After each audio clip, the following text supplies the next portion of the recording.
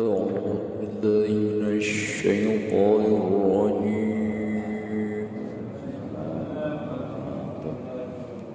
إن الحمد لله نحمده ونستعينه ونستغفره ونعوذ بالله من شرور أنفسنا ومن سيئات أعمالنا من يهده الله فلا مضل له ومن يضلل فلا هادي له أشهد أن لا إله إلا الله وحده لا شريك له وأشهد أن محمدا عبده ورسوله لا نبي بعده اللهم صل وسلم على سيدنا محمد وعلى آله وصحبه ومن تبعهم بإحسان إلى يوم القيامة أما بعد فإن خير الحديث كتاب الله وخير الهدي هدي محمد صلى الله عليه وسلم وشر الأمور محدثاتها وكل محدثة بدعة وكل بدعة ضلالة وكل ضلالة في النار. Bapak-bapak, ibu-ibu, saudara-saudaraku sekalian, ikhwanullah jamaah Masjid Jami'atul Al-Ikhlas, mudah-mudahan sholat jamaah subuh kita, qiyam Ramadan kita, saum kita, segala aktivitas kita selama di bulan Ramadan mudah-mudahan mendapatkan ridho Allah Subhanahu wa taala. Dan mudah-mudahan kita semuanya diberi sehat walafiat, panjang umur dalam taat kepada Allah. Putra-putri kita, cucu-cucu kita semuanya mudah-mudahan menjadi putra-putri, cucu-cucu yang soleh-solehah, takwa kepada Allah, taat kepada Rasulnya, berguna bagi agama, nusa bangsa dan negara, dan Allah jodohkan dengan jodoh-jodoh yang soleh-solehah. Urusan kita, usaha kita, mudah-mudahan niat kita, hajat kita kabulkan, dan mudah-mudahan kita semuanya diberi rezeki yang banyak, yang halal, yang berkah dari kepada Allah Subhanahu wa taala. Dan mudah-mudahan kita selalu istiqomah konsisten menghidupkan sunnah Rasulullah sallallahu alaihi wasallam. Bapak-bapak, ibu-ibu, saudara-saudara sekalian, Rasulullah sallallahu alaihi wasallam bersabda, "Sab'atun yudhilluhumullahu yauma la dhilla illa dhilluh." Ada 7 golongan yang akan mendapatkan perlindungan atau naungan atau keselamatan dari Allah Subhanahu wa taala, yang pada saat itu tidak ada perlindungan kecuali perlindungan dari Allah Subhanahu wa taala. Sekarang kita hidup, tapi kita suatu saat pasti kita akan mati. Tidak ada seorang pun yang tidak mati. Nah, setelah kita mati, kita berada di alam kubur atau disebut alam barzakh. Setelah kita ini berada di alam kubur atau berada di alam barzakh, kita berapa lama di alam barzakh kita tidak tahu. Lalu alam yang tahu hanya Allah Subhanahu wa taala. Bisa saja 100 tahun, bisa saja 500 tahun, bisa saja 1 juta tahun, kita tidak tahu.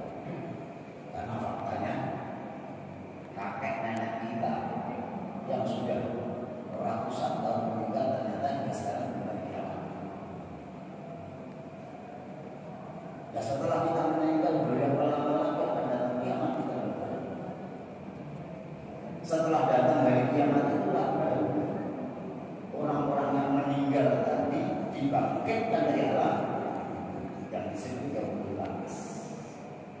Hari di mana manusia dibangkitkan dari alam. Jadi kita semuanya setelah mati, kita berada di alam kubur. Setelah kita berada di dalam alam kubur, ya, nanti baru datang hari kiamat. Setelah itu kita baru dibangkitkan. Yang disebut yaumul ba'ts, hari di mana manusia dibangkitkan dari alam.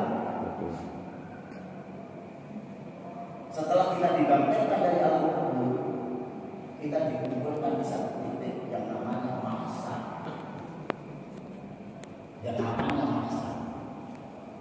Manusia sejak zaman Nabi Adam sampai manusia yang terakhir, kita dikumpulkan di satu tempat yang namanya mahsyar.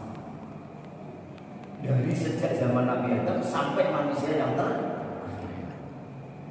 berapa miliar manusia itu kumpul di sini.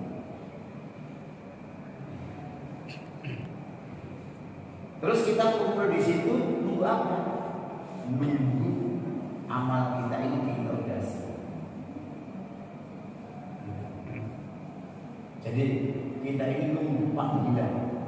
dari Allah Subhanahu wa Ta'ala untuk amal kita dihitung, yang disebut yaumul hisab, hari di mana amal manusia dihitung, atau yaumul mizan, hari di mana amal kita dihitung. Nah, kita ini berapa urutan yang berapa waktu alam.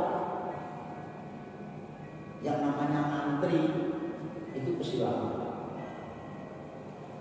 Yang namanya antri pasti lama. Ibarat kata kita ini ngantri di kelurahan, ngantri apa gitu. Pas sekarang ini coba ibu ngantri untuk minyak goreng itu coba. Itu sudah perasaan sudah lamanya bukan? Ya kita ini ngantri dipanggil oleh Allah Subhanahu wa Ta'ala untuk diinterogasi. Nah kita ini berapa lama? Itu pada saat menunggu itu kita tidak tahu. Hanya Allah Subhanahu wa Ta'ala yang tahu. Dan dijelaskan dalam hadis sahih, pada saat itu matahari di atas kepala manusia jaraknya cuma sejenak. Coba betapa panasnya. Yang matahari sekitar ratusan kilo saja panas. Panasnya luar biasa. Apalagi cuma jalannya cuma sudah tidak ada pohon-pohonan lagi. Kalau istilahnya kalau ada pohon-pohonan kan kita nyari tempat pohon untuk berteduh kan Pak? Iya. Pada saat itu sudah tidak ada pohon-pohonan lagi. Sudah tidak ada bukit, tidak ada bumi rata. Nah, kita kumpul di sini. Kepanasan, kehausan, kelaparan. Keadaan sangat mencekam, menakutkan. Bahkan ada sebagian di antara manusia yang tenggelam dengan keringatnya. Sampai ada yang satu betis, sampai pinggang, bahkan sampai seleher. Keadaan sangat mencekam sekali. Ini bukan cuma 1 hari, 2 hari, ratusan tahun. Karena kalau di dalam Al-Quran itu 1 hari nanti di sana hitungannya di kita berapa? 1000 tahun. 1 hari di akhirat itu hitungannya kita 1000 tahun. Kalau di sana 1 minggu berapa? Kalau 1 bulan berapa? Kalau sampai 1 tahun berapa ini? Allahu Akbar. Luar biasa sekali. Tapi ada 7 kelompok, ada 7 golongan yang pada saat itu tidak mengalami ketakutan, tidak kehausan, tidak mengalami kelaparan. Itu 7 kelompok ini. Siapa 7 kelompok yang tidak akan mendapatkan kehausan, tidak mendapat tidak kelaparan? Karena mereka selalu mendapatkan perlindungan dari Allah, perlindungan dari Allah. Mereka tidak lapar, tidak haus. Mereka nyaman, enak dan enak. Karena mereka dalam lindungan Allah Subhanahu wa Ta'ala. 7 kelompok itu, 1, imamun adil, pemimpin yang adil. Pemimpin yang makanya adil sesaat itu lebih baik. Adil sesaat itu lebih baik daripada menjadi pemimpin ratusan tahun tapi tidak adil. Jadi pemimpin yang adil nomor 1 untuk mendapatkan perlindungan dari Allah Subhanahu wa Ta'ala. Yang kedua, wasabun nasa'a fi ibadatillah. Seorang pemuda yang rajin beribadah, pemuda rajin beribadah. Ini anak kita, ini kan masih muda-muda. Wasabun nasa'a fi ibadatillah. Rajin kemas, rajin beribadah. Maka bapak-bapak, ibu-ibu, saudara-saudaraku sekalian, saya mengajak, mari anak-anak kita dorong, kita semangati untuk rajin beribadah kepada Allah Subhanahu wa Ta'ala. Karena pemuda-pemuda yang rajin beribadah nomor dua yang akan mendapatkan perlindungan, mendapatkan keselamatan dari Allah Subhanahu wa Ta'ala. Jadi wasyabun nasya'a fi ibadatillah, pemuda yang rajin beribadah. Yang ketiga, wa rajulun qalbuhu mu'allaqun bil masajid,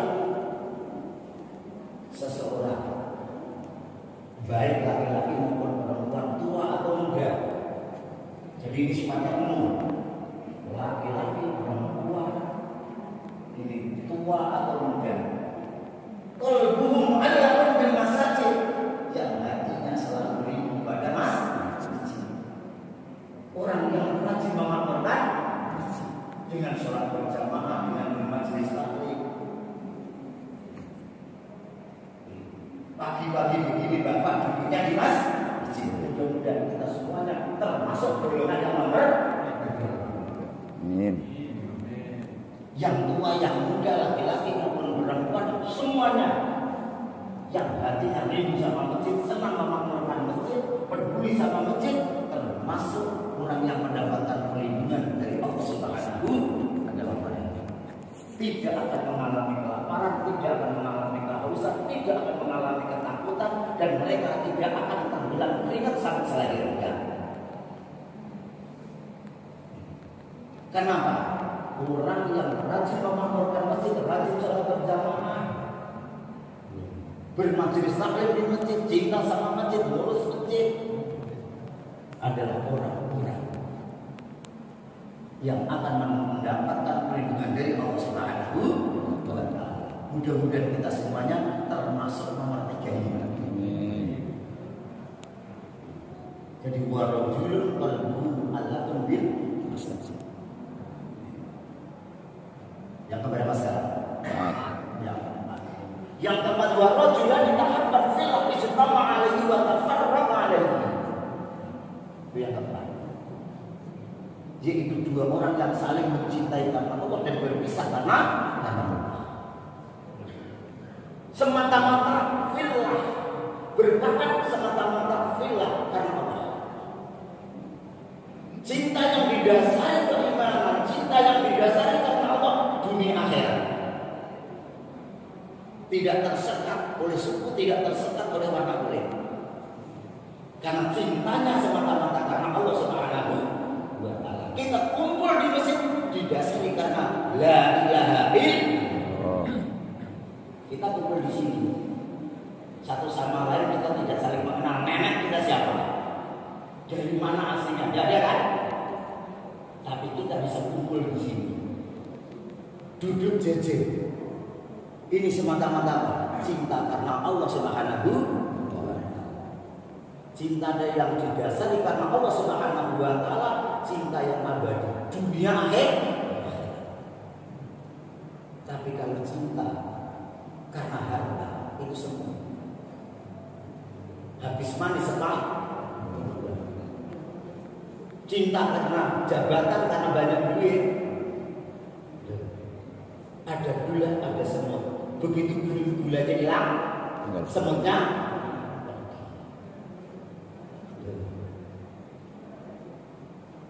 Banyak orang yang kirim parcel. Karena apa? Karena dia masih megang jabatan. Karena dengan jabatannya itulah dia cinta. Tapi setelah jabatannya hilang, ada yang kirim parcel lagi enggak? Karena cintanya karena dunia, cintanya karena jabatan, cintanya karena. Tapi karena cinta yang didasari iman karena Allah Subhanahu wa Ta'ala, dunia akhirat. Dan kita semuanya ini bersahabat didasari karena la ilaha illallah Muhammadur Rasulullah. Itulah sahabat yang abadi. Wa rajulan tahabban fillah istama alaihi wa tafarraqa alaihi. Dua orang bersahabat karena Allah dan berpisah pun juga semata-mata karena yang keberapa sekarang? Yang kelima. Wa rajulun da'at imra'atun dzatu mansibin wa jamalin faqala inni akhafu. Seseorang yang dirayu oleh seorang wanita cantik, tapi karena wanita cantik itu bukan miliknya, maka dia mengatakan ini akhafullah, aku takut kepada Allah Subhanahu wa taala. Artinya seseorang yang bisa menjaga hawa nafsu. Yang keenamnya, wa rajulun yatasaddaq bi shadaqatin fa'afa hatta wa la simalu ma tunfiqu yamin, yaitu seseorang yang bersedekah melalui tangan kanannya, masih malu tangan kanannya memberi, tangan kirinya tidak tahu apa yang diperbuat oleh tangan. Artinya apa? Dia sedekah karena mencari ridho Allah Subhanahu wa taala, ikhlas lillahi. Tangan memberi, tangan kanan memberi, tangan kiri tak pegang, saking ikhlasnya. Jadi orang yang bersedekah ikhlas karena Allah Subhanahu wa taala, itulah orang yang akan mendapatkan naungan, perlindungan, keselamatan dari Allah Subhanahu wa taala. Maka Rasulullah SAW pernah menceritakan kepada para sahabatnya, lama khalaqallahu al-ardu fadzakaraha, ketika pertama-tama Allah menciptakan bumi ini, pertama kali bumi ini Allah ciptakan, bumi ini buat taharaka, guncang, bumi bergerak guncang, tidak bisa jalan. Wa khalaqal jibala fawadha, karena bumi tadi menciptakan guncang, terus akhirnya Allah menciptakan bumi. Setelah itu gunung ditancapkan di Fastaqor. Setelah bumi yang tadinya guncang tadi ditancapin gunung, akhirnya diam. Jadi ibaratkan jembatan di papan yang tadinya belum dipaku, begitu diinjak sana cepat sini, diinjak sini cepat sono. Tapi setelah dipaku, diinjak nggak cepat lagi. Bumi ketika belum ditancapin gunung bergerak, tapi setelah ditancapin gunung diam. Maka di dalam Al-Quran disebut bahwa gunung itu pakunya.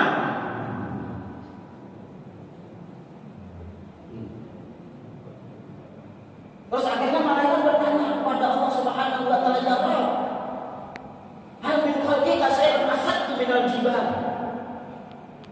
Ya Allah, apakah ada makhluk yang lebih hebat daripada gunung itu? Bumi yang tadinya bergerak dan bergerak, goncang dan goncang, setelah kau tancapin gunung, kok betapa hebatnya itu gunung. Apakah ada makhluk yang lebih hebat daripada gunung itu? Dijawab oleh Allah, na'am ada. Al-Hadir, besi. Besi lebih hebat daripada gunung. Gunung digancung, dilinggis, dibuldoser tiap hari, lama-lama gunung habis, ya kan? Jadi besi lebih hebat daripada. Malaikat bertanya lagi, ya Rabb, hal min khalqika shay'un asaddu minal hadid. Apakah ada makhluk yang lebih hebat daripada besi? Dijawab oleh na'am ada. Besi begitu kuat, tapi setelah dibakar oleh api begitu hebatnya. Malaikat bertanya lagi, ya Rabb, hal min khalqika shay'un asaddu minan nar. Apakah ada makhluk yang lebih hebat daripada api itu? Dijawab oleh na'am al-ma, apa? Air. Api setelah disiram air padam. Malaikat bertanya lagi, ya Rabb, hal min khalqika syai'un asaddu minal ma'? Apakah ada makhluk yang lebih hebat daripada air? Dijawab oleh Allah, na'am, ar-rih, angin. Angin. Laut yang tadinya diam, tenang, tapi setelah ada angin, laut gimana? Bergolak. Sampai kapal-kapal tidak jadi lewat. Karena apa? Gelombangnya tinggi. Kenapa gelombang tinggi? Karena anginnya. Jadi angin lebih hebat daripada air tadi. Angin yang air yang bergerak saja tiap hari ditiupin angin aja lama-lama adem, muat habis kok.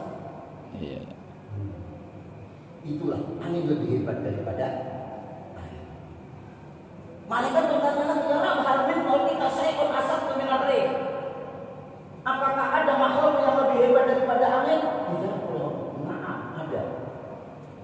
Ibnu Adam yatasaddaqu biyaminihi fa'afahatalata lima samailu yamilu wa huwa asyaddu minhu, yaitu manusia yang mensedekahkan sebagian hartanya dengan tangan kanannya, tangan kiri yang tidak melihat apa yang diperbuat oleh tangan kanannya. Ikhlas karena Allah Subhanahu wa ta'ala. Itulah makhluk yang jauh lebih hebat dari makhluk siapa saja. Setan-setan pun juga tidak sanggup menggodanya kalau orang itu ikhlas karena Allah Subhanahu wa ta'ala. Setan itu nyerahnya itu kalau sama orang ikhlas, Pak.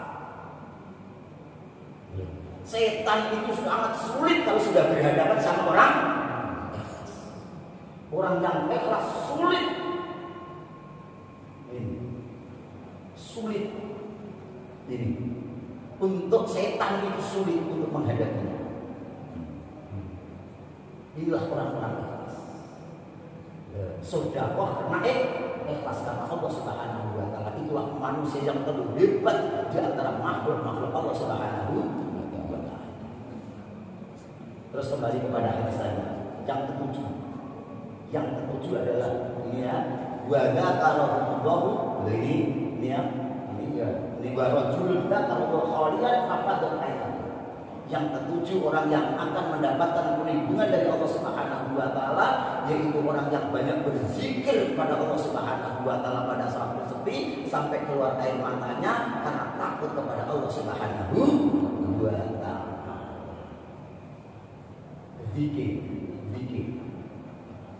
Zikir bisa saja zikir itu baca Quran, bisa saja zikir itu sholat, ya. Bisa saja zikir itu membaca kalimat-kalimat thayyibah. Termasuk zikir sesudah sholat 5 waktu. Zikir sesudah sholat 5 waktu. Dalam hadis sahih yang diriwayatkan oleh Imam Bukhari, Imam Muslim. Ini siapa yang zikir sesudah sholat 5 waktu, subhanallah 33, alhamdulillah 33, Allahu Akbar 33, maka mereka akan mendapatkan pahala sama dengan ibadah haji, sama dengan ibadah umroh, sama dengan jihad, sama dengan orang bersedekah. Ini saya ulangi lagi. Dalam hadis sahih riwayat Imam Bukhari, Imam Muslim, zikir sesudah sholat 5 waktu, subhanallah 33, alhamdulillah 33, Allahu Akbar 33, maka mereka akan mendapatkan pahala sebanding atau sama dengan ibadah haji, sama dengan ibadah umrah, sama dengan jihad, sama dengan sedekah. Makanya kalau kita selesai sholat, supaya jangan sampai lupa zikir. Jangan sampai lupa zikir. Tuntaskan sunnah itu. Jangan sampai kita ini menyatakan penghidup sunnah, tetapi begitu assalamualaikum langsung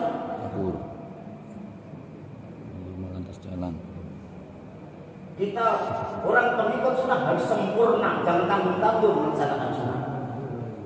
Dalam hadis yang lain, Rasulullah menyatakan barang siapa yang sesudah salat membaca subhanallah 33, alhamdulillah 33, Allahu akbar 33, supaya genap 100 disempurnakan dengan la ilaha illallah wahdahu la syarika lahu lahul mulku wa lahul hamdu yuhyi wa yumiitu wa huwa ala kulli syai'in qadir.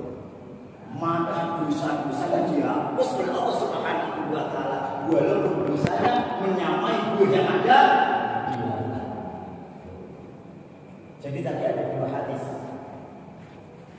Satu hadis ya tadi yang menyatakan pahalanya sama dengan ibadah haji, sama dengan ibadah umrah, sama dengan ibadah jihad, sama dengan ibadah sedekah. Tetapi dalam hadis yang lain ternyata mendapatkan tambahan lagi. Dosa-dosa kita dihapus oleh Allah Subhanahu wa taala. Kalau zikirnya subhanallah 33, alhamdulillah 33, Allahu akbar 33 disempurnakan dengan supaya 100 la ilaha illallah wa la syarika lah lahul mulku wa lahul hamdu yuhyi wa yumiitu wa huwa ala kulli syai'in qadir. Betapa hebatnya zikir itu. Jadi supaya kita ini penghidup sunnah yang sempurna, begitu selesai sholat sempurnakan zikir yang tuntas. Hadis sahih. Mudah-mudahan kita semuanya termasuk salah satu daripada kelompok 7 kelompok tadi, dan kita semuanya termasuk golongan orang-orang saleh. Saya ulangi, mudah-mudahan kita semuanya termasuk golongan orang-orang saleh. Kelihatannya wajahnya sudah wajah-wajah sholat. Amin ya Allah. Amin ya rabbal ya. Subhanallah wa bihamdika asyhadu an la ilaha illa anta astaghfiruka wa atubu ilaik. Amin. Wassalatu wassalamu ala asyrafil dunubi wa inna la yaghfiru dzunuba illa anta. Allahumma a'udina bil ilmi wa zidna bil ilmi wa atrina bit taqwa wa jamina bil afiyah bi rahmatika ya arhamar rahimin. Wa sallallahu ala